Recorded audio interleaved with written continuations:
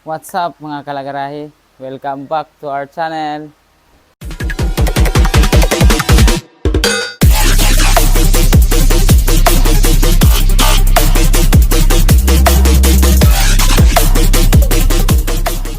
Good day mga kalagarahe! New day, new build. For today's video mga kalagarahe, this bike is very special kasi it is not our usual builds. In this video, papakita namin sa inyo yung something new na ginawa natin. Although it's not something na may ginawa tayong cafe racer, just to mention yung gawa nating mga Raider 150 na cafe racer. So in this episode, special yung ginawa natin kasi ang ginamit nating base bike is Sniper 150 of Yamaha motorcycles. Wow naman! Wow! Wow! So, let's get right into it mga kalagarahe. And before that, I'd like to promote our riding jersey. Available pa din po yung latest na riding jersey na 10 PM lang po kayo sa ating Facebook page. Shoutout din sa ating sponsor, Macho Mucho, for the haircut. So, bagong haircut tayo today. We are proud to say na finally na nagawa namin to kasi marami ding nagre-request and nag-inquire na kung pwede yung Sniper. So, this is it. Nagawa na natin. By the way, guys, this is not the carb type. I don't know if may carb type ba ng Sniper. Pero, this is the fuel-injected type. After showing you this bike, mga kalagarahe, papakita din namin sa inyo and explain namin sa inyo yung mga ginawa natin sa Sniper 150 na ito. So, here it is. Our Sniper 150 Custom Cafe Racer. Ayan. Now, let's get right into the specs mga kalagarahe sa explain na natin yung mga ginawa natin sa bike na to. Alright, so first off, sa tank. This is a classic tank, universal classic tank. But, since FI to, may ginawa tayo sa ilalim nito. May major modification na ginawa natin sa ilalim ng tank para ikabit natin yung fuel pump and fuel sensor mga kalagarahe. So, ayan. We did that. And then, sa speedometer, ito yung digital na speedometer, which is, medyo nahirapan kaming ikabit kasi nga, hindi sila compatible. But, happily, gumagana siya. So, we're very happy na nagawa natin to. Sa handlebar, gumamit tayo ng clip-on handlebar and classic Vans looking grips. And Racing Boy na brake master and clutch lever, left and right, and switches, bago na rin, hindi na pang Sniper. And then our favorite na bar and side mirror. Ayan mga kalagaray. Sa headlight naman, itong ginamit natin, yung favorite natin. Ayan. The headlight, but we repainted the case white just to match up with the accent. Ang signal light niya mga kalagarahe, mini turn signal light. Ayan.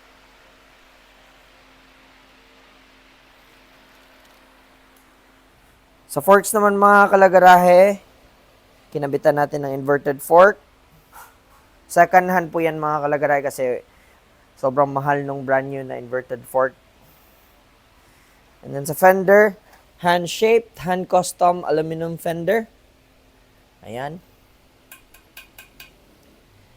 And then, sa rim set, gamit nating rims is Red Indian. And then, naka-big disc para mas maanga siya tignan. And then, sa tire, we use Beast flash tires. Ayun. Sa likuran din, Red Indian rims. And in case you didn't know, hindi po naka-spokes yung Sniper 150 mga kalagarahe ha. Pero good thing naman is may conversion silang pang 150 na spokes. So, kinonvert natin into spokes.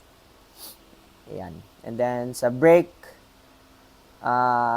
calipers, ang mga ginamit natin is red na RCB para sa accent ng color. And as you noticed, yung engine, wala po kaming ginawa dyan mga kalagarahe, bali stock lang po siya. Pero yung crankcase cover niya sa gilid, pinowder coat na natin. Ayan. And then dito naman sa shifter, Racing Boy din ginamit natin. Modified yung bracket. This is for the Raider, pero sa sniper natin ginamit mga kalagarahe. Ayan, kasi mas fit siya sa build natin. And then sa swing arm, we used Levenger swing arm. So pang sniper din to mga kalagarahe. And then sa monoshock, Racing Boy, monoshock. Ayun. And yung frame niya, mga kalagaray, yung pinaka-importante sa lahat. Gaya nung ginawa nating video sa Raider 150, most likely ganun din yung ginawa natin dito in terms of load work. So, medyo alike sila. But yung frame, yung alignment, magkaiba sila sa Raider 150 mga kalagarahe. So, sa frame, etong part lang po yung stock mga kalagarahe, down under, and then everything else up above is custom made and powder coated na po mga kalagarahe. So usually mga ganitong builds namin, powder coated na lahat yung frame para mas matibay and long lasting. And this is the battery para mga kalagarahe. And then ito yung susian. Convert din natin yung susian, hindi na ito yung stock niya. And may nilagay lang tayong brushed aluminum finish accent dito just to cover a sensor. Ayan. And then naka-wire tack lahat sa ilalim. Yung regulator niya, andito na. Naka-mushroom filter na stainless. Ayan mga kalagarahe. And then sa pipe naman, gumawa tayo ng bago, custom made na elbow. And then kinabit natin yung classic natin na bullet pipe version 2. And then sa seat, our handmade seat, tailored fit para lang talaga sa motor na to. And then yung taillight niya, LED strip taillight.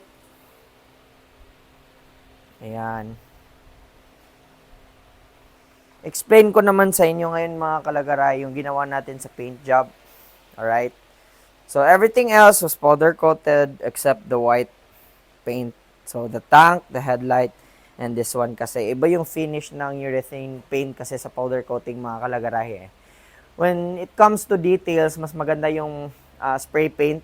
But when it comes to durability, mas durable talaga yung powder coat. Kaya yung small parts, like bracket nito, kasi custom made din natin to, bracket ng caliper, powder coated lahat, pati yung fender, shifter, basically anything else, even the hubs were powder coated mga kalagarahe para mas durable and sulit yung bayad nyo sa amin. Alright? So, dito sa tank, this is inspired by its original colors. In-incorporate ko lang po yung accent and design nung stock na design, stock na motor. And then, eto na ang kinalabasan. So, this was ang base coat nito is powder coated pa rin mga kalagarahe, but paint na yung finish niya bale. So, ito, hindi po ito sticker mga kalagarahe. This was all hand painted. So, we used painter's tape talaga for the clean lines. As you can see, napakalinis po yung linya mga kalagarahe. Details per details po yan. Makikita nyo po yan. Malinis na malinis po yan. Ayan. And then our logo here, which is nagpagawa ako dati kasi ng transparent na sticker. So only the words, the logo can be seen and not the backdrop or the background. So ayun, it's a super gloss finish. And then the red, kung may tanong ka ba't may red, so parang accent na yun. So the calipers, the tank, may red siya. A touch of red, white, and black. And then silver. So that's why we chose silver swing arm and silver fork. I hope you like our latest and newest build mga kalagarahe. So this is a very, very special build for us kasi this is one of Sniper 150 Cafe Racer na gawang Pinoy. So in the Philippines, I'm not sure kung may nakagawa na, but so far, wala pa akong nakikitang cafe racer na Sniper 150. So, disclaimer. So, kung may mag-claim na may nakagawa na, okay, give it to them. But, this is our take on turning a Yamaha Sniper 150 into a cafe racer bike.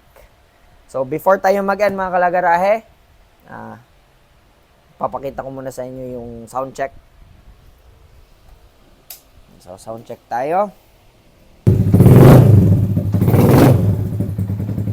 Yun. Lagyan natin ng mic.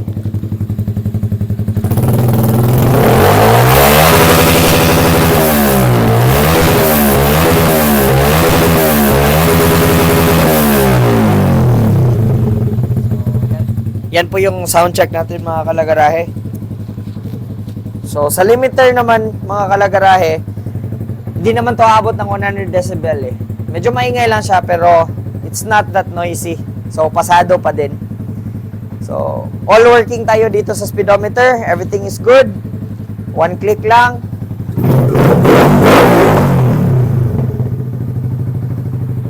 We hope you enjoyed our build mga kalagarahe. Thank you so much for watching. And please don't forget to follow us on our Facebook page. So, ayun. Thank you mga kalagarahe. Kapish!